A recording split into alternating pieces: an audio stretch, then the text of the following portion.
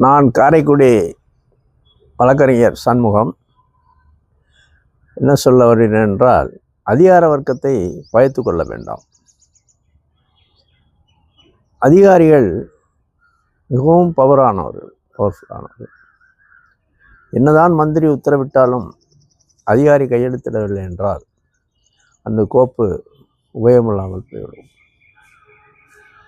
அதிகாரத்தை நாம் மதித்துத்தான் ஆக வேண்டும். உதாரணமாக, சட்ட கல்லூரியில் படிக்கும் பொழுது காலேஜில் போய் அமர்ந்த உடனேயே சொல்லுவார்கள், ஈக்குவாலிட்டி பிஃபோர் லா என்று சொல்வார். உடனே எல்லாரும் காலை தூக்கி ஒரு கால் மேலே போட்டு பந்தாக உட்காந்துருப்போம். ஆசிரியரை கூட அலட்சியமாக பார்ப்போம். கடைசியாக கல்லூரி முடிஞ்சு அந்த கடைசி ஆண்டில் லீகல் தியரின்னு ஒன்று வரும். உலகம் எப்படி ஃபார்ம் ஆச்சு, மனிதர்கள் எப்படி உருவானாங்க, எப்படி குழுவாக பிரிஞ்சாங்க, அப்புறம் குழுக்களாக பிரிஞ்சு எங்கெங்கே போனாங்க, அப்புறம் அவங்களுக்கெல்லாம் லாங்குவேஜ் உண்டாச்சு. பேச்சு இல்லாத காலத்தில் அந்தந்த லாங்குவேஜுக்கு தகுந்தாப்புல அவங்க குழுவாக மாறினாங்க. ரேஸ் ஆச்சு. கருப்பு இன மக்கள், வெள்ளை இன மக்கள், இப்படி பல இதானாங்க. சில பேர் சில மதத்தை உருவாக்கிட்டாங்க, சில பேர் சில மதங்களை நாடினார்கள். மதங்கள் பலவாறாக உருவாக்கப்பட்டன. மதங்களில் பிரிவுகள் ஏற்பட்டன. பிரிவு பிரிவு பிரிவு, டிவைட் டிவைட் டிவைட். இது ரவீந்திரநாத் தாக்கூர் எழுதிய ஒரு கவிதை. அதுக்குள்ளே போக விரும்பல.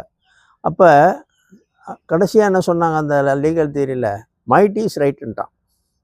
அதான் உண்மையாகவும் தெரியுது. இப்போ ட்ரம்ப் பாருங்கள் என்னென்னமோ பண்ணுறாரு. யார் கேட்க முடியுது? Might is right, no international law application பண்ண முடியல. மைட்டு தான் பெரிய விஷயமாக போயிடுது. அப்போ அதிகாரிகள் அதிகாரத்துக்குள்ள பவர்ஃபுல்லாக இருக்காங்க. அதை போய் மோதக்கூடாது.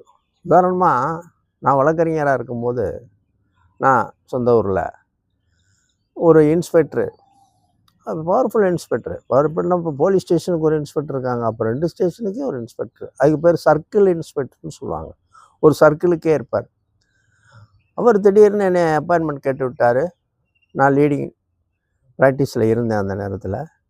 கிரிமினல் சைட் பர்டிகுலராக மர்டர் கேஸ்லாம் நடத்துவேன். அந்தளவுக்கு நம்ம சார்ந்தோன்னா கேட்டு விட்டார். ஃப்ரெண்ட்லியாக வந்தார். ஒன்றும் இல்லை, என் பொண்ணு டியூஷனுக்கு போயிட்டு வருது.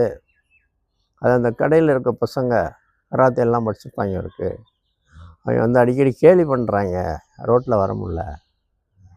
அதுதான் ரொம்ப வருத்தமாக இருக்குது. இதை பப்ளிசிட்டி ஆகாமல் அவங்கள என்ன பண்ணலாம்னு கேட்டார். இது ஒன்றும் பெருசு இல்லை. இன்ஸ்பெக்டரே வக்கீல்